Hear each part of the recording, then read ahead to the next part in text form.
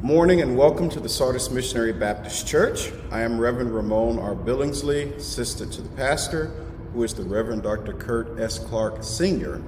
I'll be standing in his place today for the sermon. I want to invite your attention this morning to the Gospel according to Mark, chapter 10, beginning at verse 35.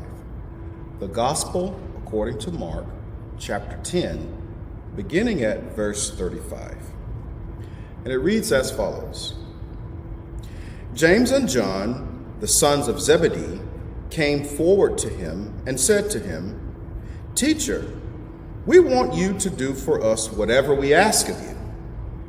And Jesus said to them, "What is it you want me to do for you?" And they said to him, "Grant us to sit, one at your right hand and one at your left in your glory." But Jesus said to them, "You do not know what you are asking. Are you able to drink the cup that I drink, or be baptized with the baptism that I am baptized with?" They replied, "We are able." Then Jesus said to them, "The cup that I drink, you will drink, and with the baptism with which I am baptized, you will be baptized.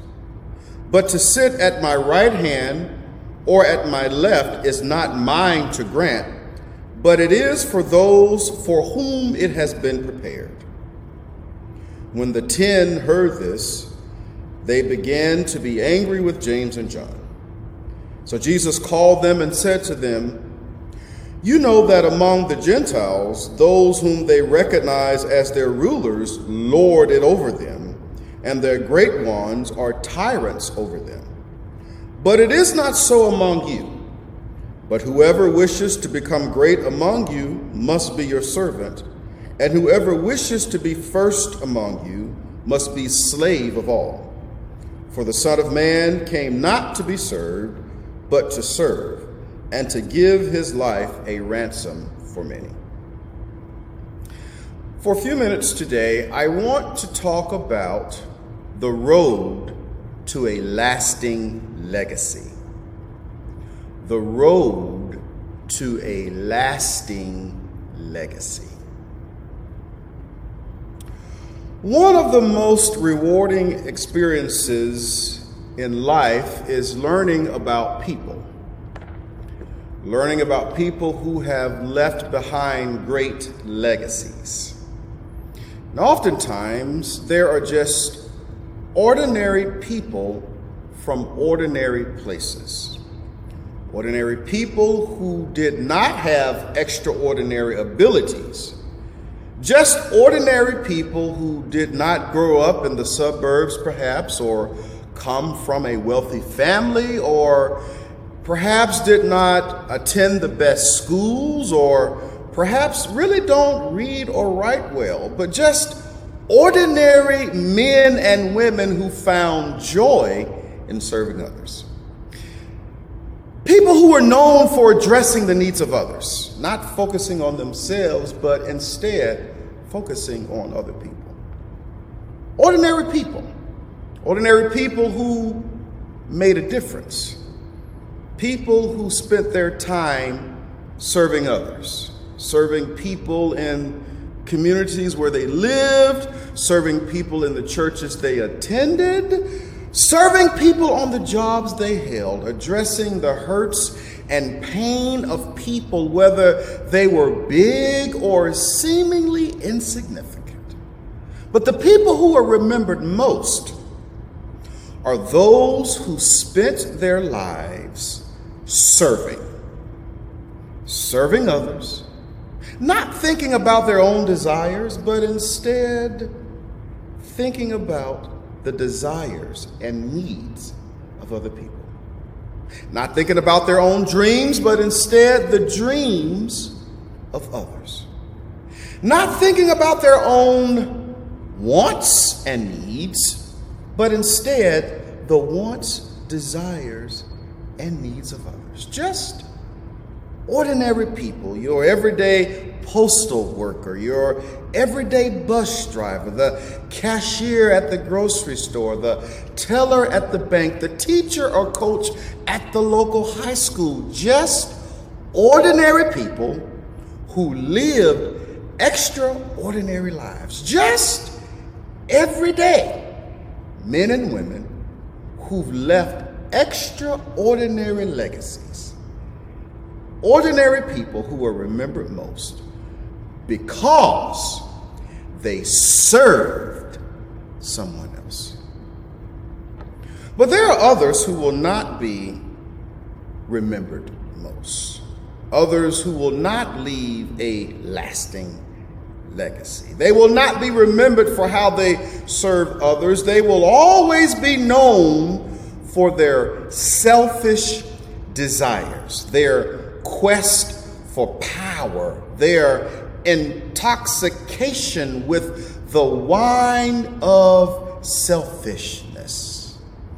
People will remember them because they were busy making a name for themselves, too busy seeking power, too busy seeking prestige, too busy securing their own welfare, and not interested in meeting the needs right in front of them, but too busy, too booked and busy, trying to be somebody.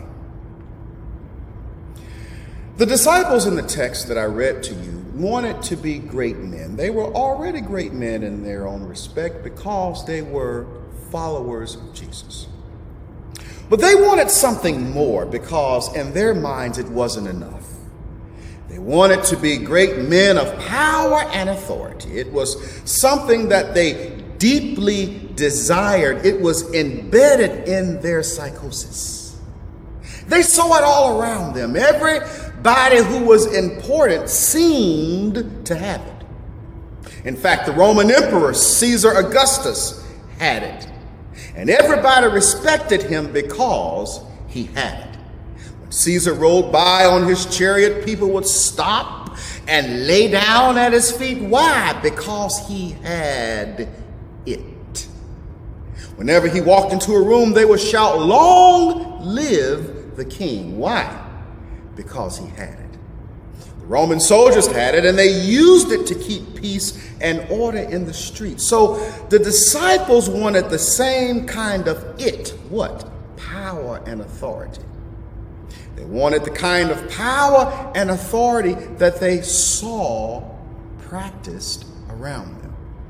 It was a burning desire that burned constantly, deeply within their mind like a California wildfire. They often talked about it among themselves and even argued about who would get it first. What they wanted was power. What they wanted was position. What they wanted was prestige. But who could blame them? Who could really take issue with these 10 disciples wanting a different way of life? I mean, after all, James and John had come from a wealthy family.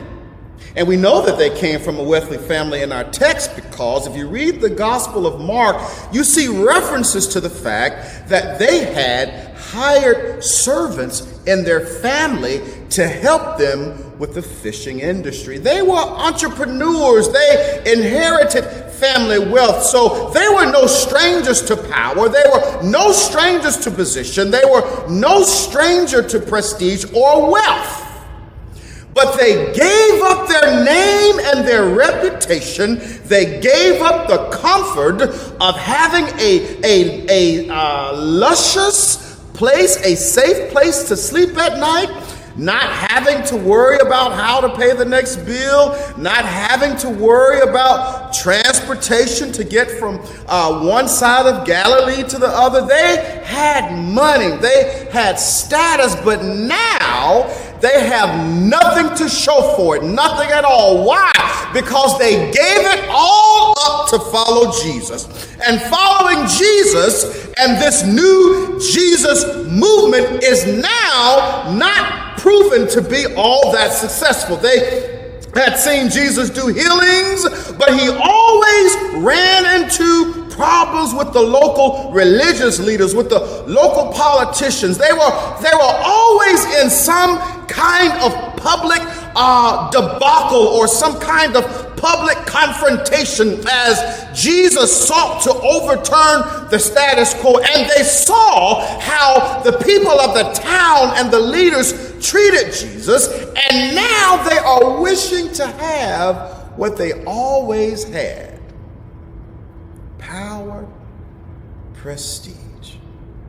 So who could really blame these disciples, in one sense, for asking Jesus for a position of power and a position of prestige? Think about it. They left everything to follow Jesus, but they faced one setback after another. Who really could blame these disciples for asking for positions of power and prestige? Because the mission that they're on with Jesus really isn't going all that well. They face countless personal threats from the faith community. They face threats from the Jerusalem City Hall. They face threats from the Roman government, the federal government. And on top of that, they are living in a country oppressed by the Roman government. So if Jesus is really who he claims to be, if he's really who he claims to be, then surely this man has the power to grant James and John whatever they desired. I can hear these men saying to themselves, if only I were in a position to fix these things, if only I had the power and authority to change things. James and John said to Jesus privately, Teacher, we want you to do for us whatever we ask of you. Grant us to sit, one of us at your right hand and another one at your left in your glory. It seems like a fair question in light of all that they had given up to follow Jesus. These disciples, however, are not thinking about the needs of people. They are not thinking about living a life of service to others. In fact, it wasn't even on their minds. It wasn't even on their radar screen. They are daydreaming about what they would do if they were in charge. Daydreaming about how life would be looking out from the boardroom of a Fortune 500 company. They were lost in their own quest for positions of power, prestige, and authority. And they even had the nerve to ask Jesus to co-sign on a dream that would benefit no one but them. This was not the first time that they were arguing about positions of power and prestige. For you see, the first time they were on their way to Capernaum. And when they arrived at Jesus' house, Jesus asked them what they had been arguing about, and they were silent. They had been arguing about the same issue of power, position, and prestige. And with the sophistication of a skilled and wise counselor, Jesus gives them a reality check. He told them in Mark chapter 5, that is the previous chapter to the one I read today, Mark chapter 5, verses 33 through 37, Jesus gives them a reality check, a shock and awe. He says, whoever wants to be first must be last. He didn't say should be last or could be last. He didn't leave that in the realm of the potential, the subjunctive mood, but he puts it in the realm of the indicative, the reality from the perspective of the speaker. He said, whoever wants to be first must be last. So now as they are traveling, the dusty roads up to Jerusalem, they find themselves back in the same situation, dealing with the same burning desire, with the same questions, still arguing about position, arguing about power, and arguing about prestige. So they were so close to Jesus, so close in his inner circle, that they thought they could bribe Jesus. They thought he would give them a favor because they were boys. They thought that the road to a lasting legacy was having power, having position and prestige. They thought in order to be somebody great, that they had to have it, and while having it, looking down on everyone else. I want to submit to you today that we are driven by ambition and success to be great, and that power, prestige, and authority are common core values among some people. And in our culture, the thought of being a servant is really not that appealing. Think about it. Would you like being called a servant? Oh, that's just the servant. Where is the servant? Look, there is the servant. It seems to carry a bad stigma, if you will. Think about it. What do you honestly think about servants? Let's put some flesh on it. What do you think about people who serve tables at restaurants? Some of us really don't treat them well. We don't tip them well. We don't speak to them well. We treat them like they're just humanless people. We think that they are obligated to do whatever we tell them to do. What do you think about sanitation workers riding on the back of a big, hot, stinky garbage truck in the hot daylight, collecting bags of stuff that we have accumulated that stinks up our homes, and we pass it along to them and expect them to pick it up?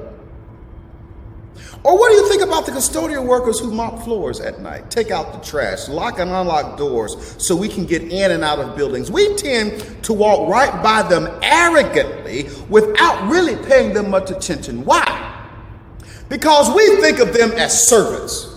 And when we think of servants, we think of people who really have a bad stigma, because we value positions of authority and power over serving others. We would rather tell people what to do and have them to bow down to us instead of being in a position where we can get on bended knee and serve the needs of someone else. The fight for power and prestige and position continues even in the midst of this COVID-19 pandemic. Earlier this year, the best minds in the medical fields came up with a vaccine protocol to help not only our nation, but the entire world survive this deadly, aggressive, unforgiving, vicious virus. But instead of our politicians on both sides working together, they began to fight and push lies and rumors and innuendo that really only benefited a certain group of people.